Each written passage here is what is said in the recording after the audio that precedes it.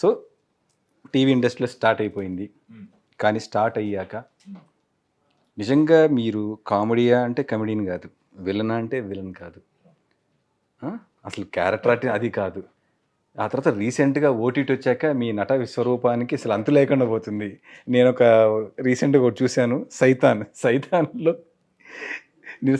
మీరు చేసిన క్యారెక్టర్ నిజంగా చాలా గట్స్ ఉండాలి ఒప్పుకోవడానికి. ఎందుకంటే మీరు అప్పటి వరకు ఇలాంటి జోనర్ మీరు చేయలేదు.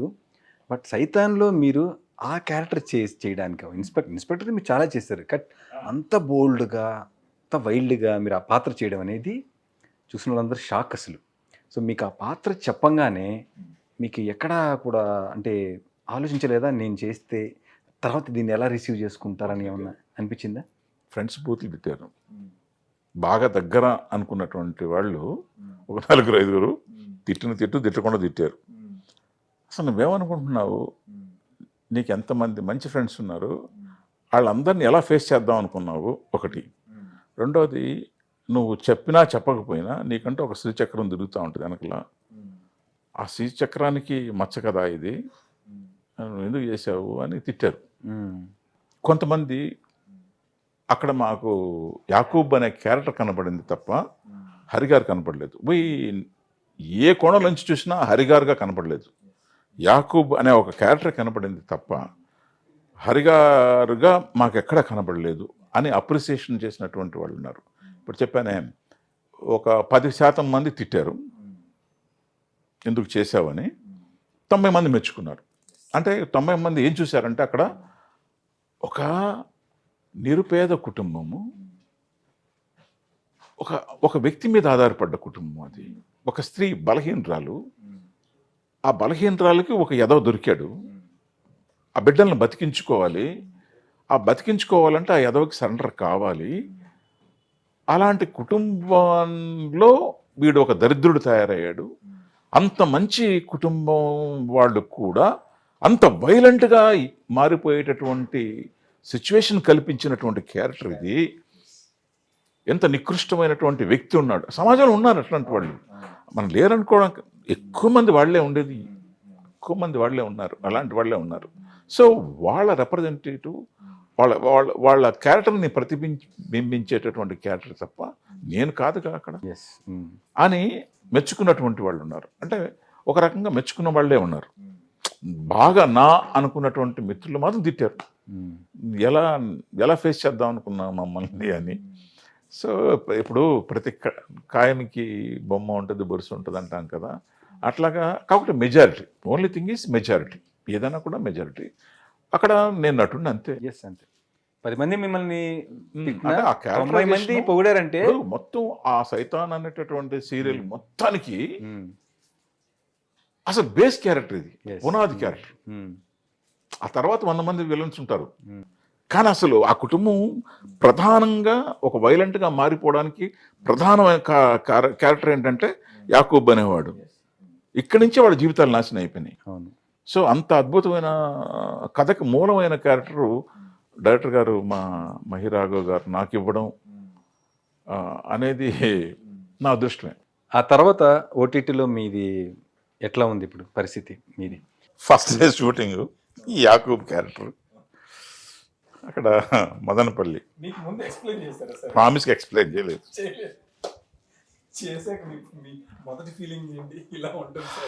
అంటే ఇక్కడ నాకు ఒక తప్పు జరిగింది.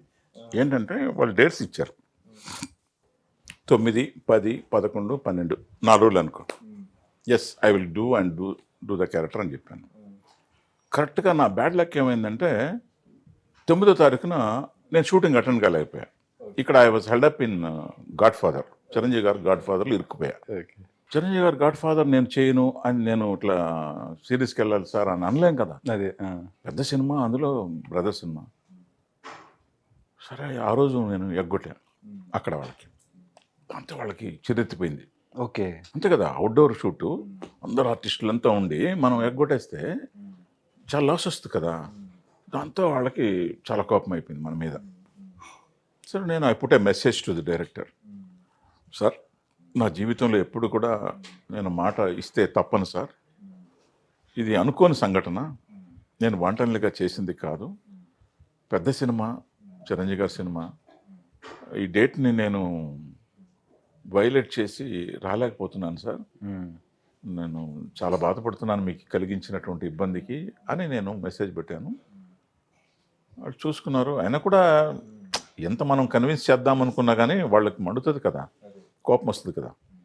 సో ఏదో కోపం ఉంది.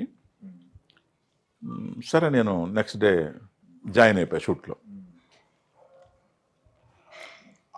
అప్పటికి వెళ్ళి నా క్యారెక్టర్ చెప్పండి అని అంటే, అరే ఎవడరా ఈయన తీసుకొచ్చిందని అంటారు. ఒకరోజు మన వల్ల లాస్. అదే మీ కానిస్టేబుల్ క్యారెక్టర్ అండి, ఒక ఆవిడని ఉంచుకొని ఉంటారు, ఒక సెకండ్ హస్బెండ్ లాగా అని మాత్రమే మనకు తెలుసు. ఓకే, దాంట్లో ఎలాంటి సీన్స్ ఉంటాయండి, నేను చేయొచ్చా, నేను చేయకూడదా అని అన్నాం అనుకో, నిన్న ఎగ్గొట్టిన దానికి ఈరోజు మళ్ళీ ఈ క్వశ్చన్లు వేసామనుకో లాగి పెట్టి కొడతారు. అందుకని కామ్గా ఉన్నా. ఒక సీన్ అండి, మీరు స్టేషన్ నుంచి వచ్చారు, ఇంట్లో తెలుసు కదా పిల్లకాయలను పెట్టి పంపించారండి అని అన్నారు. ఇప్పుడు ఏం చెప్పాలి ఆ సీనా, సారీ సార్ నేను చేయను సార్ అని అన్నాం అనుకో, రెండో రోజు అక్కడి నుంచి ఇసిరేస్తే మళ్ళీ నేను హైదరాబాద్లో వచ్చి పడతా. ఆల్రెడీ నా మీద ఇక్కడ రాకుంది కోపము. ఇప్పుడు పోనీ పోనీ ఆవిడేమన్నా ఒక అనామకురాల కాదు, సీనియర్ యాక్టర్ ఫ్రమ్ మలయాళం. మనకెంత పేరుందో ఆవిడకి కూడా అంతకంటే మంచి పేరే అక్కడ ఉంది.